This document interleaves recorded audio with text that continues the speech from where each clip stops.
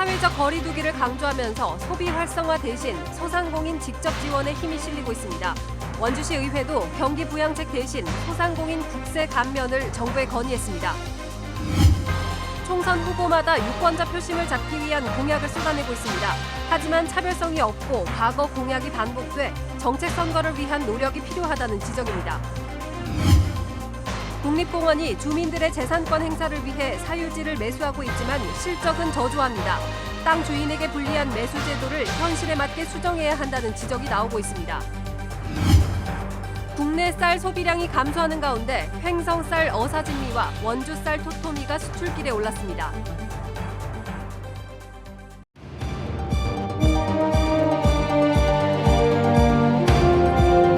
안녕하십니까. 뉴스데스크 원주입니다. 도내에서 일주일 만에 코로나19 신규 확진자가 발생했습니다. 스페인에서 유학하다 지난 11일에 입국한 인제군 30대 여성으로 최근 발열과 기침 등의 증상이 나타나 진단 검사를 받았고 오늘 최종 확진 판정을 받았습니다. 이로써 도내 누적 확진자는 31명이 됐습니다. 한편 원주 세브란스 기독병원에 입원했던 원주의 60대 남성 확진자가 퇴원하면서 도내 퇴원자는 15명으로 늘었습니다.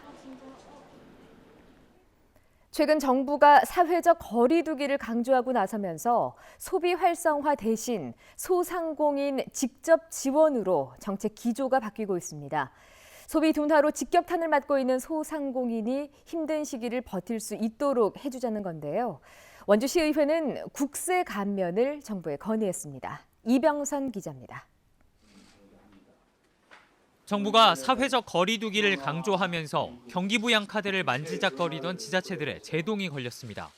코로나19 사태가 안정세에 접어들면 소비를 늘리기 위한 방법을 찾으려 했지만 북미와 유럽이 심각한 팬데믹에 빠지면서 당분간 내부 단속을 더 철저히 해야 하는 상황이 온 겁니다.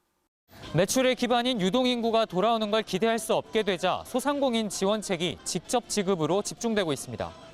강원도의회는 지난 20일 도민 30만 명을 대상으로 1인당 40만 원을 지원하기 위한 조례를 통과시켰습니다. 강릉시는 530억 원 규모의 생활안정 지원안을 최근 통과시켰고 원주시도 재난 기본소득을 지급하는 안을 놓고 지급 대상과 방법을 검토하고 있습니다. 코로나19가 종식되고 유동인구가 회복되는 시점까지 소상공인들이 버틸 수 있도록 궁여지책을 낸 겁니다.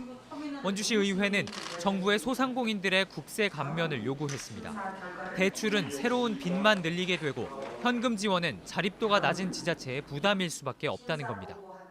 당초 정부의 지원책보다 현실감이 있도록 부가가치세, 종합소득세, 법인세 등의 국세를 감면해 주실 것을 건의합니다.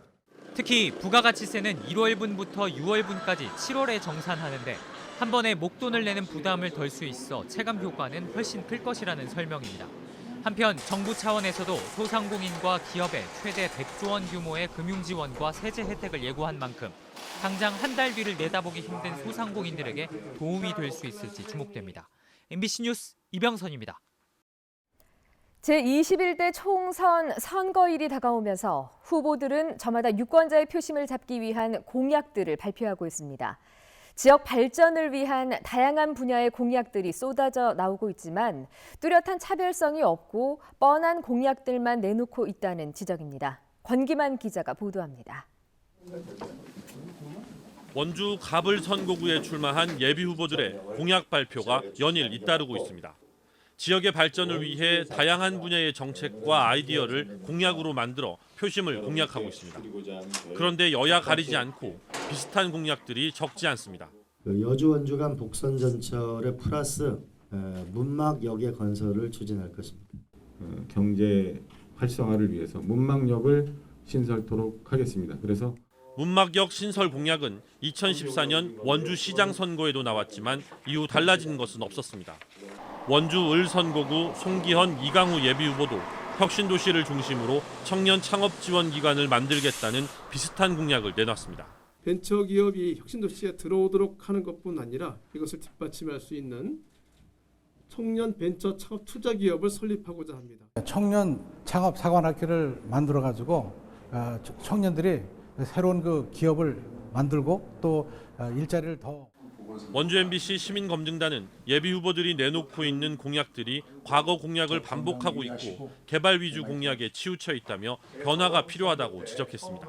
어떻게 하면 우리 주민들, 국민들의 삶의 수준을 높일 수 있을지, 그리고 이 시대에 필요한 시대 정신이 뭔지, 우리 사회의 미래와 전략을 좀 보여줄 수 있는 그런 공약이 필요한 시기가 아닌가 하는 생각이 듭니다. 유권자들이 공약을 보고 투표할 수 있는 정책 선거를 치르기 위해서는 후보자들의 보다 치열한 공약 개발 노력이 필요해 보입니다.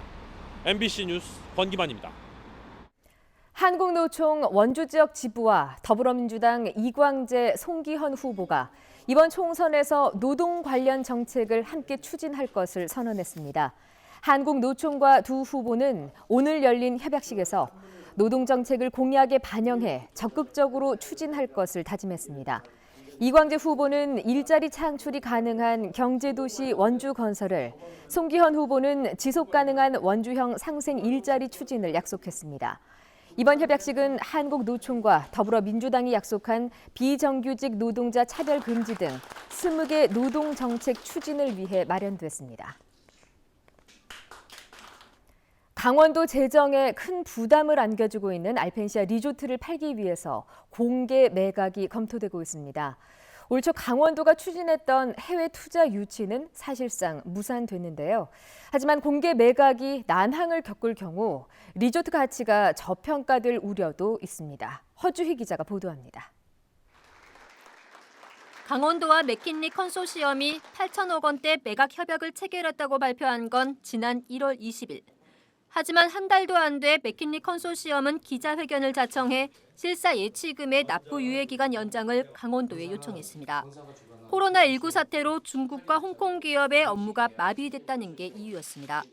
현재 코로나19의 상황이 호전되어 내부 실사 구성원이 입국이 원활해지는 즉시 실사 절차를 진행하겠습니다. 강원도는 재협상의 여지는 남아있다면서도 무기한 연장은 받아들일 수 없다며 맥킨리 컨소시엄의 투자 협약 효력이 상실됐다고 통보했습니다. 해외 투자가 무산되자 알펜시아 실소유주인 강원도개발공사는 공개 매각 절차에 들어갔습니다. 매각 공고 시기는 이르면 다음 달 말, 한국자산관리공사의 공공자산 처분 시스템 온비드를 통해 진행할 예정입니다. 강원도개발공사는 공개 매각은 국내외 매각 가능성을 넓히기 위한 절차라며 코로나19 사태로 세계 경제가 움츠러든 만큼 외자 유치를 고집할 상황은 아니라고 밝혔습니다. 문제는 거래 가격입니다. 2년 전 알펜시아 리조트 감정평가액은 1조 300억 원, 부채는 7,835억 원으로 하루 이자만 4천만 원에 이릅니다. 부채를 갚으려면 최소 8천억 원 이상은 받아야 한다는 얘기입니다. 이 때문에 강원도는 공개 매각에 신중한 입장을 보이고 있습니다. 낙찰이 되지 않을 경우 저평가될 수밖에 없고 이로 인해 매각 조건도 더 불리해진다는 겁니다. 그 금액 그게 안 됐대. 이런 이제 그 어떤 낙인 되면 다시 그 좋은 투자자들하고 협의하는데 강원도가 상당히 불리하게 작용을 될 수가 있죠. 유찰이 거듭될수록 가격은 낮아지고 코로나19와 같은 외부 변수도 큰 상황에서 부채가 많은 알펜시아가 얼마에 팔릴지가 관건입니다. 알펜시아 매각 추진은 이번이 처음입니다. 이번에는 성사시킬 수 있을지 새로운 전환점을 맞게 됐습니다. MBC 뉴스 허주입니다. 국립공원 구역에 묶여서 재산권 행사를 하지 못하는 주민들의 공원 해제 요구는 어제 오늘의 이야기가 아닙니다.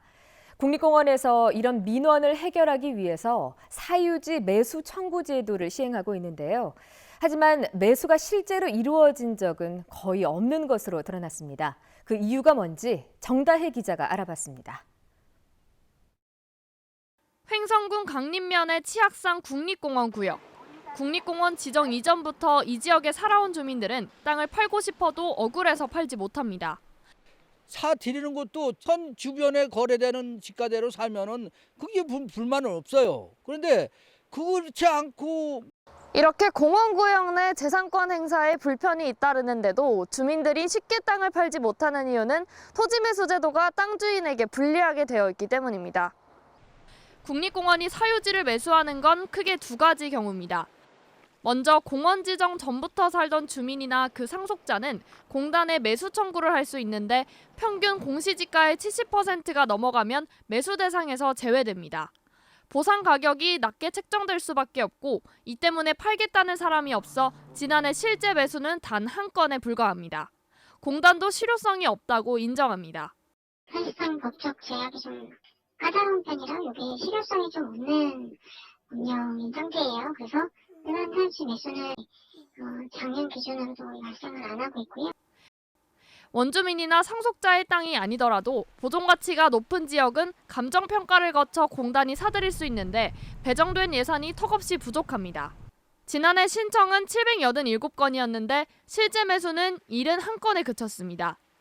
국립공원을 둘러싼 재산권 침해 민원이 끊이지 않고 공원 해제는 사실상 불가능에 가깝습니다. 매수 예산을 늘리고 매수 제도를 현실에 맞게 고쳐야 한다는 지적이 나오는 이유입니다. MBC 뉴스 정다혜입니다.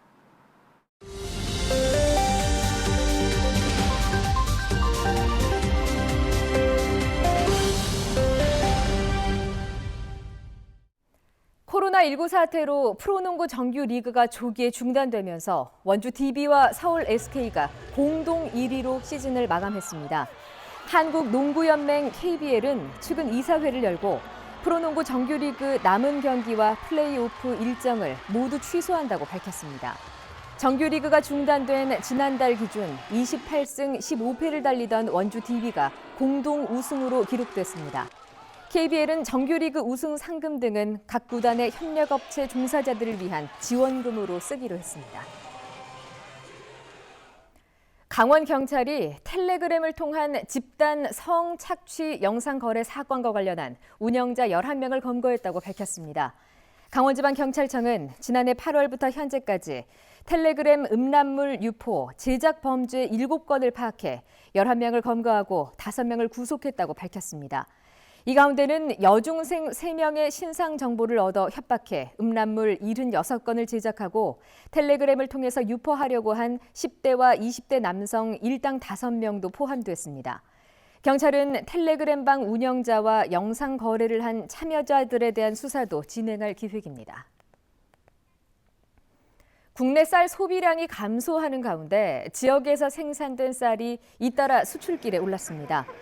횡성쌀 어사진미는 캐나다, 홍콩에 6.6톤을 수출한 데 이어 미국 시장에 교민을 대상으로 수출이 성사돼 오늘 40톤의 초도 물량 선정식을 열었습니다.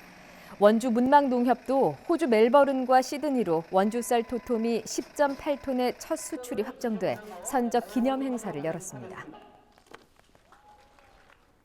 오늘 새벽 4시 15분쯤 원주시 단계동 백화점 앞 사거리에서 30대 남성 A씨가 몰던 승용차가 앞서 신호대기 중이던 차량과 부딪혔습니다.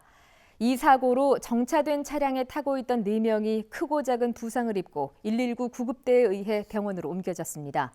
경찰은 A씨가 면허 취소에 해당하는 혈중 알코올 농도 0.13% 수준의 만취 상태로 운전한 것으로 보고 사고 경위를 조사하고 있습니다. 유니세프 아동 친화 도시 조성에 나선 원주시가 관계기관과 지역 협력 체계를 구축했습니다. 원주시와 원주교육지원청, 원주경찰서, 원주 YMCA 등 8개 기관은 업무 협약을 맺고 UN 아동 권리 실천과 아동 예산 확보, 아동 권리 교육 등 10개 원칙이 시행되도록 지원에 나섭니다. 작년 10월 아동 친화 도시 조례 제정을 마친 이후 원주시는 현재 관련 연구 용역을 진행 중이며 아동과 시민이 참여하는 토론회를 개최해 아동 친화 도시 정책 선정과 4개년 추진 계획에 반영할 계획입니다. 영월군이 노후된 상수도 정수장 2곳을 새로 짓습니다.